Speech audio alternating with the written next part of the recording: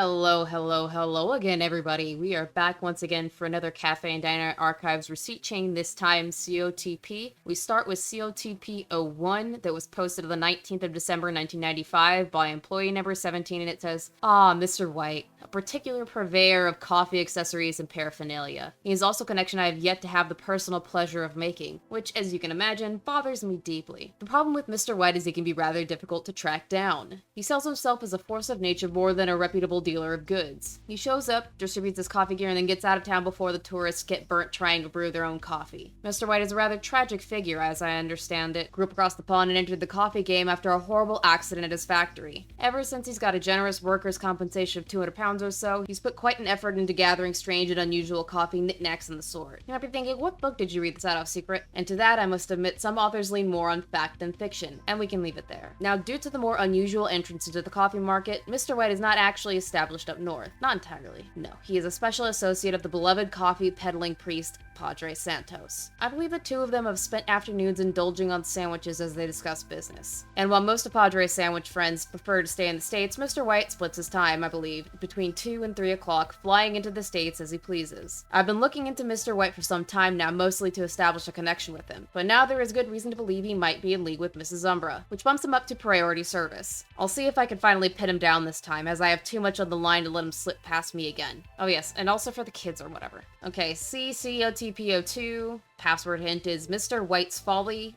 The answer's in COTP01, requires some research, and it's 2 words. Not sure, so let's go to the wiki page. Which book is Mr. White from? Remove the is's. COTP01's description of Mr. White's life, coupled with his code name, should give you enough information to Google it. It was written by W.W. Jacobs. Okay, so W.W. Jacobs. Monkey's Paw. Monkey's Paw. And voila, we are in. This one was posted on the 22nd of December 1995 by employee number 17, and it says, "Another face and name has joined my ever-growing collection. It was a pleasure to make the revived witch Hubert White's acquaintance. I will say the accident has left him quite disfigured, though I doubt the glamour could undo the dark and twisted magic of a monkey's paw. In any case, Mr. White is more than amicable and is actually in the process of fleeing from the grasp of Satan. I suppose whatever contract he signed with that Brummagem betrayer has lost its appeal. Now, we don't know the actual specifics, but I can only assume that it is not the monkey's paw that brought Herbert back to life, but Satan's own magic. I imagine he has a contract, not unlike Tom Walker's, where Herbert must amass a certain number of magical objects every year to appease his Dark Lord. Well, it seems Mr. White is no longer satisfied with that arrangement, or whatever arrangement they might have. He arrived in Long Beach in an attempt to formally sever his contract, which he was successfully able to do, at a cost. For Mr. White's own account, Satan cannot take back the life already bestowed upon him, though Mr. White's life should now continue on a normal human timeline. Should is the key word. It seems Satan had a sort of monkey's paw clause of his own, and now poor Herbert is in an agonizing state between life and death until he can retrieve or destroy every magical object he ever sold. I would imagine this is no small task. According to Mr. White's ledger, he has another 147 items left to find. Now, here's the interesting part, where the connections reveal themselves. Mr. White sold a rather extraordinary augur stone to Mr. Clemens. The very same augur stone which was hidden in number 35's subconscious and later pilfered by Mrs. Umbra. Apparently, this augur stone is able to split pieces of one's own subconscious and impart them to others. Sounding familiar? So it would seem our goals are aligned with Mr. White, and he has promised to help us retrieve the rare augur stone from Umbra if we help him retrieve a different magical object sold to a local cult in Santa Clarita. Next is CDCOTP03. It's passcoded again. Finding happiness, Lucy baked every tasty apple goodie. They tasted great with the usual coffee. It's a cipher, it's one word. We know I'm not good at ciphers, so let's just go to the wiki. The first 8 letters are a code, the bottom sentence is a clue. What coffee cipher exists in KAD? I have no idea. See the Zodiac Files? We haven't gotten to that point, so we're just gonna find out what the answer is. Talisman. Talisman it is. Oh, this one's a back and forth. Beautiful. Love these. This one was posted on the 23rd of December 1995 by employee number 71, and it says, "I had a special meeting with Mr. White in part to discuss an old trinket he sold to me in my youth, and in part to discuss the runes he wants us to reclaim from the nearby cult. In a turn of luck, the runes might prove useful in remedying the owner's affliction. As such, Mr. White has graciously allowed us to hold on to the runes until he needs them returned or destroyed, which could take anywhere from 1 to 100 years, though 1 year should be long enough to see if they can do the trick. There is a catch, as with all of Mr. White's cursed baubles. The runes require human sacrifice to work. However, assuming the cult has fed the runes recently, they should be charged enough to work for our purposes without having to, well, no. I don't want to imagine we'd go that far. At least not just on a hunch, eh? Start of transmission. If it isn't my dear friend number 71. I heard from 17 you were asking for me. Ah, yes. Has he filled you in on my predicament? He has, so I assume you'll be wanting your talisman back. It would be much appreciated. I believe you paid a quarter of a...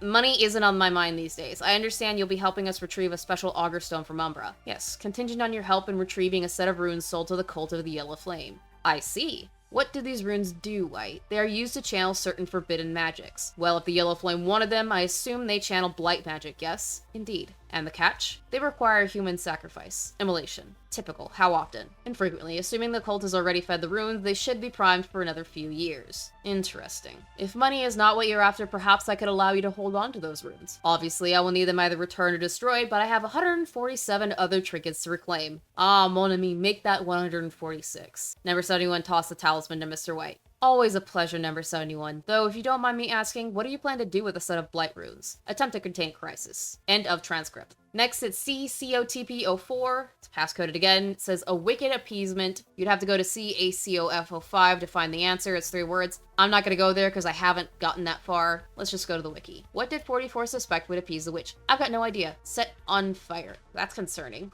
This is the last one, and it was posted on December 29th of 1995 by employee number 71, with the tab being paid for by 17 and 71. It says, as always, Mr. White comes through, no? As promised, we retrieved the Blight's runes, and he somehow pried the augur stone from Umbra's shadowy grasp. I spoke with them briefly, and I believe it was returned without much issue from Umbra. This leads me to believe that Umbra has something much worse up his sleeves. That, or he somehow learned how to replicate the powers of the augur stone. Or I suppose the damage has been done. Satan Sucks now has a stronger foothold in the schools, and the first stages of full-fledged mass hysteria have been planted. And with that, our business with Mr. White has come to an end. Considering his current situation, I doubt he'll be able to help us again, failing another cosmic coincidence. Though fate is like poetry, no? It more than often tends to rhyme. At the very least, Mr. White has confirmed that none of his other cursed possessions should be in Southern California. However, there are a few scattered around Nevada and Oregon, which could potentially be a problem for us down the road. How he manages to keep track of his remaining 145 objects, I do not know. I am concerned that Mr. White might have tipped his hand too much in retrieving the augur stone from Umbra. Umbra is a very opportunistic shadow that, to my knowledge, is always on the lookout for objects to expand his power and influence. Of course, while we are on good terms with Mr. White, I imagine he is also on good terms with Umbra. A good salesman doesn't pick sides. Though I do appreciate Mr. White allowing us to hold on to the blight runes for the time being. Though understanding how they work safely will take a few weeks at least. And that is the end of COTP04. It's another very benign receipt chain, which is kind of odd,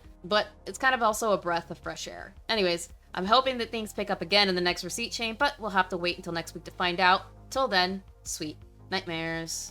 I just wanted to take the time to thank my Patreons and channel members. Your support is so appreciated. If you are not a channel member or Patreon and you would like to become one, there's a link in the description below. All channel members and Patreons receive 24 hours early access to all content posted on both of my channels. And all Patreons or channel members of the $10 Hellhound tier can request one horror-related video or stream topic, or one horror-related game that I play on my live streams on Tuesdays and Thursdays. Again, thank you so much for supporting the channel and the content that I make.